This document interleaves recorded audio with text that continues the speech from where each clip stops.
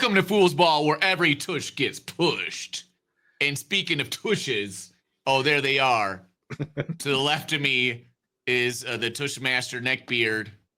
And to the right of me, we got Chief Greengrass over here. You know, that I just made up that joke just now, guys, okay? They thought it was real funny. But come on, like, seriously, like, should the tush bush be legal or not? Neckbeard, you go first. I mean, I don't care. I mean, honestly, I like rugby. That's where it comes from, right? And they got a guy who is a rugby player to teach them how to do it, which is why they're so good. Other teams get rugby players to tell you how to stop it. Like, boom, right? That's true. So, Chief Greengrass, it's been reported that the formations they use for the tush push are not even legal, that they're breaking many rules, Chief Greengrass. Is this true? And should the tush push be executed? Should it be taken out? Well, you're not supposed to have the football underneath the center, and he's basically has it right underneath his gut by the time he does it.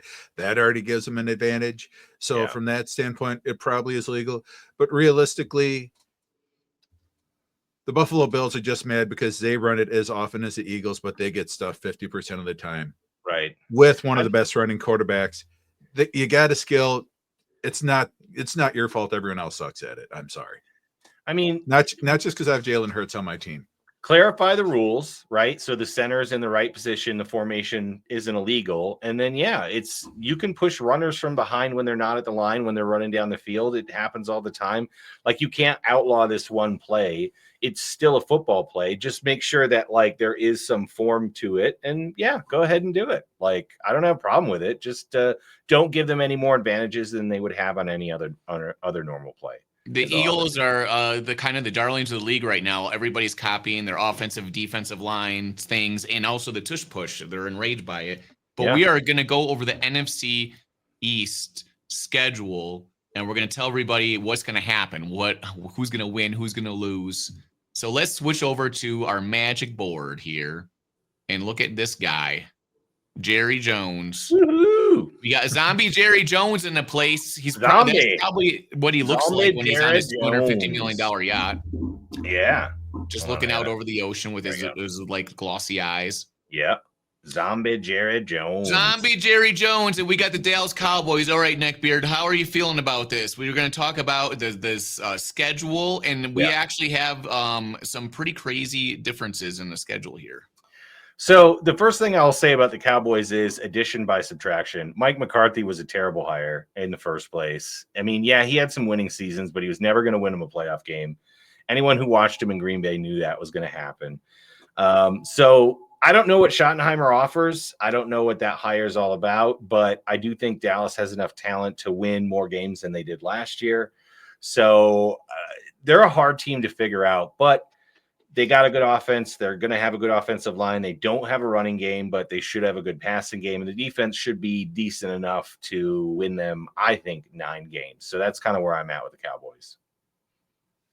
All right, Chief Greengrass.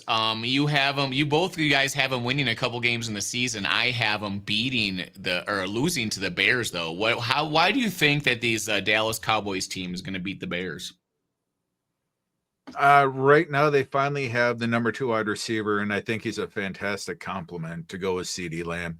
Dak Prescott, in the years when he's been healthy, where he's played the whole season, he's been pretty electric. He's going to get you 4,500 yards. But he also had really good offensive lines in those seasons. Are they going to be able to do that again? Yes. Schottenheimer, I think he's going to go and he's going to put on some tweaks, but with that passing attack, Dak, you want a smart quarterback. Yeah, Dak is that guy. They went out, they drafted a guard. He's more of a run blocker, but I think he's going to be solid, help to solidify that, give Dak a little bit of time. And this is a system where it might be the passing game opens up the running game. And I think Dak's the right quarterback for it. Yeah, I mean, they might get a running game going. We've got them at 8, 9, and 7 wins, which puts them in like about second place in the division there. Or maybe or second third, or depending on like the other teams here. Yeah, and honestly, their schedule's not very hard. Like they got the Jets on there, they got the Giants twice, they got Arizona, they got the Raiders. and obviously the division is some hard games. They do have Kansas City on there, of course, and then they play the Packers, but it's not a terrible schedule. And if Dak stays healthy, I could absolutely see them, winning quite a few games this year. And then if they make the playoffs, obviously losing, but 8, 9, 7, we're all really close on the Cowboys, but the Cowboys are one of those teams that I think could have 6 wins this year, or maybe 10 or 11. Like, it's just really hard for me to figure out what Schottenheimer brings to this team. So I'm basing it mostly on talent, and on talent wise, I think they're a little bit better than a 500 team. That's kind of why I think 9 wins for me made a lot of sense for the Cowboys. What about you, Chief? Why do you think they're going to be right around that 500 area? With them, it's just the talent on the offense. They have the pieces on defense. The corner Deron Bland. They can do some things are not solid, but if you can get a good defensive coordinator back in there again, letting Dan Quinn walk and let him go across to the Washington Commanders and coach that team was the biggest mistake Jerry's made in the last 5 years. Big mistake. In 2020, he drafted CeeDee Lamb on his yacht, like Dougie mentioned. That was a fantastic pick. Since then, it's been kind of hit or miss, unfortunately. But with this team, again, he's building a line. He has the weapons there. A decent defensive coordinator. Again, with this schedule, it's not daunting. And you get to end the year with Minnesota. You get in at home. You have Minnesota, the Chargers, who that'll be a tough fought game, but still that's going to be at home. At Washington will be tough, but you get the Giants. So 3 out of the last 4 are very winnable games. So if they do it right, that could get some momentum into the playoffs if they get as a wild card. Yeah, I think do the Dallas thing of losing in the first round, but they can get there.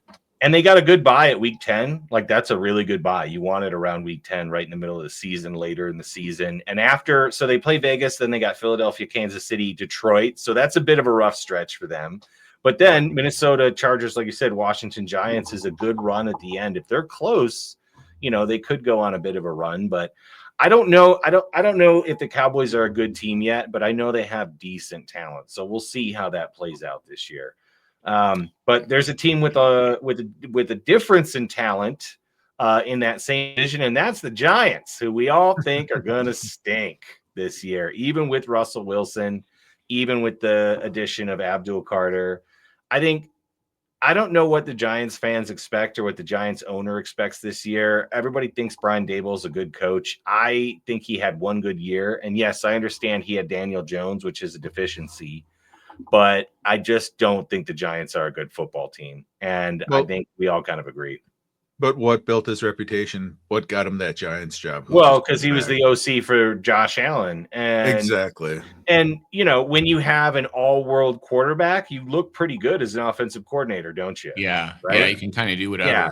It's different when you have a guy like Matt Ryan, who you make look like an MVP, right? And then, Kyle Shanahan, credit to him, and look what he can do with Brock Purdy and get him that huge contract. Like, if Josh Allen isn't like in the MVP conversation, then you're just a terrible offensive coordinator, is really what it comes down to. Like, he's so good. I don't know that being his offensive coordinator guarantees that you're going to be a great coach. I don't think Daboll's a bad coach necessarily, but I don't think that he's good enough to raise the level of this Giants team and the talent deficiency that they have. I just don't see them win a lot of football games. But when I look at the schedule, I think it really opens up the door for Jackson Dart to play in the second half. We all were kind of saying that is like maybe by week 8 or 9, Jackson could get in there. I mean, I got him going 1-7. Hype's got him going 3-4. You got him going 2-5. We got a few random ones in there. Like me and Chief both picked him to beat San Francisco randomly. I don't know why. I just kind of felt like it. And, but then beating Washington, but losing to the Chargers, losing to Dallas. I mean, their schedule actually, I think, is a little bit harder than Dallas's because they're not on their own schedule, right? So, yeah. And they're the worst team in that division, I think, by a mile, honestly, by a mile. But we'll see. I mean, Daboll's fighting for his job, right? And we'll see if maybe he can get a little extra out of him, but I just don't see it this year. They got Abdul Carter. Yeah, and I think the Giants can prepare for the future. Defensive line's going to be all right. Dude, they got Malik Neighbors, who's going to be fantastic for years, right? We'll see what Jackson Dart is. They've got good defensive players. Their defense isn't awful, right? So, I mean, they are kind of set up for the future, but signing Russell Wilson and Jameis Winston didn't move the needle at all for me. Not even a little bit. There's just not enough. There's not enough run game. There's just not enough talent. Again, with Neighbors, I don't think he's enough to bring him over. But okay, if you guys had to predict, you're not believing in Scatabo? I mean, no. Yeah, I'm just gonna be honest. No, he's a fun story. Hey, I mean, I like he's fun to watch. I like him on 3rd and 2. I like him on 3rd and 2. Other than that, he can stand the Scatabo tush push. Yeah, I mean, maybe, but no, I don't think Scatabo moves the needle at all. So, okay, let's do this for the Giants. Since we're all on 4 or 5 wins for them, there's some people that think the Giants are sneaky good. We're obviously not those people. So, do we think Jackson Dart plays this year? And if we do, what week does he come in? I'll start with you, Hype. Do you think Jackson Dart plays, and what week does he start? I think what's going to happen is Russell Wilson starts the season, and then Jackson Dart comes in and they lose some games, and they would decide to give him more time. And then Jameis Winston comes in at the end and wins them 2 games, 2 out of 4 games, and is the savior. Okay. I could see that. That's what I think. Some craziness like that's going to happen, because I just think it's going to be wild. They're playing all these other teams that are pretty dang good. They're not going to win very many games, and I just don't see them staying with Russell Wilson very long. So, Chief, when do you think, or how do you think this goes down? Do you think he plays, and when do you think he plays? I think that they don't start him against Philly. I think it's going to be after that. Yeah. The Niners defense, it might be possible that you can play him in that week, simply because, the Niners have a lot of holes. They lost a lot of free agents, so maybe their defense isn't as good. The Giants have to go from the West Coast all the way to New York. That's going to take a little bit of toll on the body. Yep. What's that? In the Bears game. I don't see why not. But that's one of those where, because after the first 6 or the first 8 weeks, Dable's going to be looking for any glimmer, any shred to justify him having a job next year. Well, no, and so that's where it's a mistake. He's going to pressure him to put in the rookie. Dart needs a year to sit. He does. I agree 100%. I think here's my thing is Dable is on a short leash, and I think when they go 1-7 and lose that game to Philadelphia, he's gone. I think he gets fired midseason. That's my prediction. I think Dable's gone, and I think week 9 against San Francisco, I have them winning because I think they get that like new coach bump for like a week, and then they're kind of terrible again, but maybe a little better because they win a few games. And I think Jackson Dart does start. Maybe not in that San Francisco game, but I think he does start probably at some point this year, just so they can see what they've got. Because once the season's already over and winning doesn't necessarily mean anything anymore, putting him out there just to kind of get some reps and get the timing down of the NFL can be good for him, because there's no pressure. Like, he just needs to kind of figure it out at that point. So I could see him playing like week 11, week 12, something like that. Maybe against the Packers or the Lions. But yeah, I don't think Dable makes it through the year. I don't think he makes it through week 9. That's my prediction, is that Dable gets fired by week 9. So yeah, we don't think the Giants are going to be good. All right, well, let's talk about a team that we do think is going to be good. And we all picked the Eagles to win 13 games. Every single one of us picked 13 games. Do we have the same exact picks? Huh? We have almost exact same picks across the board. A lot of them, week 5 through 8, we all got them winning. 10, 11, we got them winning. 13 through 15, we got them winning. And you two are identical. Yeah. Oh, wow. Me and Doug are identical. Me and Beard. Yeah. Wow. It must be the DNA that we are absolutely identical. Wow. We literally picked all 13 of the same games. Wow. That's crazy. Yeah. I mean, it's easy to do when they almost win every game, I guess. Yeah. I mean, there's only 4 losses in there. So, and the Eagles are going to be fantastic. We all know it. They don't have any holes. Like, I don't think the Eagles have a single hole, not even on special teams. They could go 16-0 this year. I mean, they could. Nah. They'll lose a game here or there. But they can go 16-0, and then they lose in week 18, and then go 16-1. Just lose in the first round. Well, I definitely think at Buffalo's tough, and Washington's going to play them tough. At Dallas is going to be, I think, just those rivalry games. There's injuries too that can happen. Yeah, I got them losing to the Chiefs early in the season because the Chiefs want some revenge. It's in Kansas City, that sort of thing. But the Eagles, I think everyone knows they're the best team in football right now. I mean, Hurts has his moments during the regular season where he's up and down too. Let's be honest. Like he's almost a better playoff quarterback. But their than he defense the is going regular to dominate. season. That's the So, thing, right? Yeah, they can run the ball though with Saquon. That's the thing that set Jalen free, is that now that they can dominate running the ball without needing Jalen to make a ton of plays, he can be his best player. And yeah, he's dynamic. He's going to have some bad games. He's going to have some good games. But I think 13 wins makes the most sense, and we all agree. So, yeah.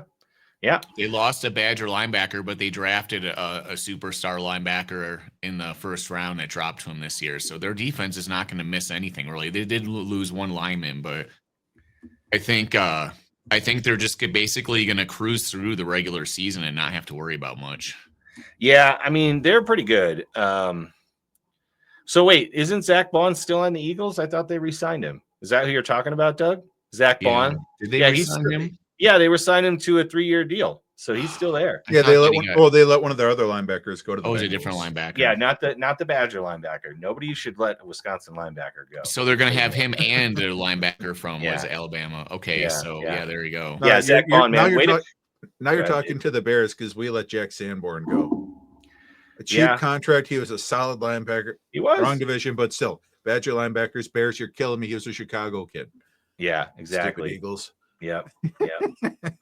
Well, Zach Bond, I mean, was a pretty average linebacker, I'd say. He was maybe above average when he was on the Saints. He goes to the Eagles. He blows it up. Van Ginkel, the same way. Kind of an average. Like, didn't really show up in Miami at all. Goes to Minnesota. Has, like, an absolute wonderful year. So, yeah, you want a good linebacker, pick up a Badger linebacker, guys. They're out there. And get Vic Fangio as your defensive coordinator. TJ Watt. That helps, too. That helps, too. He was fun in Chicago. Yeah. So, yeah, not much to talk about here with the Eagles. No. They're the best team in the NFC. We all know it. Everybody knows it. Moving on to a team that we do not agree on as much. We've got the Washington Commanders. So I've got them winning 9. Hype's got them winning 9. We're identical, almost. Not exactly identical, but pretty close. And then Chiefs got them winning 11 games. So let's start with you, Chief. You got them winning 11. How do you think the Commanders are going to do this year? Why do you think they're going to be so good? Dan Quinn is going to help that defense. One of the coolest stats last year when we saw Bobby Wagner was one of the top 3 rated linebackers in the league. You thought that he was old, but you got a smart coach that knows how to use him. Yeah. He's an amazing anchor on there. They were, they still have some issues that they had to fill on defense, but going out there, trading for Laramie Tunsil for your left tackle, going out there and drafting a tackle in the first round to get your right tackle to help your young quarterback. Debo kicked the tires. Maybe he's only good for 8 games, but it's still every little bit's going to help. Zach Ertz, he refuses to die. He'll only be out there for 5 yards routes, but it's nice to have a safety blanket. I predict Debo is going to have a good year. I think he's going to get 800 yards. I can see it. I can see Debo having a good year. But again, I think they're going to be a good team. They win 9 games, but every single quarterback has a bit of a sophomore slump. And I think Jaden Daniels is talented enough to where his quote unquote sophomore slump might still look pretty awesome. And he might still have some unbelievable games. But dude, he was on such a heater last year at the end of the year. He was almost unstoppable. Yeah. And I got to see that again to believe it. Do you know what I mean? Like we saw Jordan Love on a heater at the end of his first year. He gets hurt his second year. He kind of has his ups and downs. I feel like we'll see a lot of that from Jaden Daniels this year, where he's going to have amazing games. He might have games where he's down because guys got tape on you now. And in this league, when they got tape on you, they find ways to make you make the throws you don't want to make or show you the looks that maybe you had some issues with the season before. So that's why there's always a bit of a sophomore drop-off because of that tape. So again, I don't think the Commanders are going to be bad. But I just don't think Jaden Daniels is going to absolutely torch teams as much as he did last year. But he'll have games like that, but maybe just not the whole season. And their defensive pass rush isn't that great. They still need some help in the secondary. I do think that Dan Quinn is a very good coach, but I think it's going to be a lot closer for them in a lot of these games and a lot less of these shootouts that they won. So, yeah, I got 9 wins for them. But still a good team. A good record. Yeah, and on the rise. I think the Commanders only have up to go. Honestly, I think there's, last year they blew everybody out of the water with those 12 wins, right? I mean, that was a great year for them. But their schedule's a little bit tougher this year. Not too bad, But I think with the tape on Jaden, there's going to be some defensive coordinators that do a little bit better against him as the year goes on. I want them to do really well so badly that I only give them 9 wins. I'm praying for 13 wins for them, and I hope they just torch the NFC East. Like, that would be amazing. I would love I'd like it. I would like to see the Commanders win the AFC each. I mean, they're fans, dude. If you're still a Commander fan after 20 years, Dan Snyder, like, congratulations on being awesome, and sorry that you're sad. Your team changed their name. That was brutal, man. Your stadium's falling apart. You had probably the biggest piece of S in the world running your team, just not caring about you at all. So, like, congrats to you for still being a Commander. You have to live in Washington, D.C., probably. Yeah, I mean, maybe not. Maybe the Virginia area, North Carolina. Or wherever it is. Like, we're just rooting for you, okay? So good job, Commanders fans. We're happy that you had a good year. Hopefully it keeps up, and hopefully you guys get that new stadium. There's a lot of talk that it's coming. You got a new owner, of course, so they definitely want to build that. If Jaden Daniels had shown up 5 years ago, they would still have the same name, I predict. No, I don't think so. I think if Jaden Daniels showed up 5 years ago, Dan Snyder might still own the team, and that would be terrible for all humans. So let's just be glad that he's gone. So, Commanders, I mean, 9 wins, I think is still good. They might still sneak in the playoffs. We'll see, guys, when we come up with, all of our records and everything. We'll see who makes the playoffs because, we're going to do the math on it, guys. We're not just going to say, oh, this team makes playoffs, this team makes playoffs. Like, we got every game picked. The math is going to work itself out, and it's going to tell us who makes the playoffs, and you guys will see when we get there. So let's go to the synopsis here of what we believe. So Hype's got the Eagles at 13-4, just like the rest of us. 9-8, though, second in division Commanders. Cowboys at 7-10, Giants at 5-12. Chiefs got the Commanders in second, the Cowboys in third. Giants in last, that's pretty standard. I've got the Cowboys finishing above the Commanders because of their division record. They would be one above. And the Eagles, of course, finishing 13-4. But, the NFC East is one of these divisions where you've got a juggernaut on the top. You got a team on the rise. You've got the Cowboys, who are a bit of a crapshoot, and the Giants, who we think stink, but could maybe win off a couple more games than everybody expects, right? I mean, there is some talent in New York. And, those division games are always going to be tight. But, this is what we got. A pretty top-heavy, bottom-heavy, and then 2 teams in the middle that we don't necessarily agree on. But I think the East is going to have some fun games to watch this year, too, right? I wouldn't be shocked if the Commanders win the whole division. Like, if the Eagles have an injury to their quarterback or something. Like, sure. Yeah. I'm just tempering my expectations for for all those same reasons that you said about the Commanders. Doug, she says you can call him that. It's cool. Yeah, my dad's oldest brother, they're the favorite team because he loved that logo. He thought it was the coolest thing in the world. He thought it was an honor.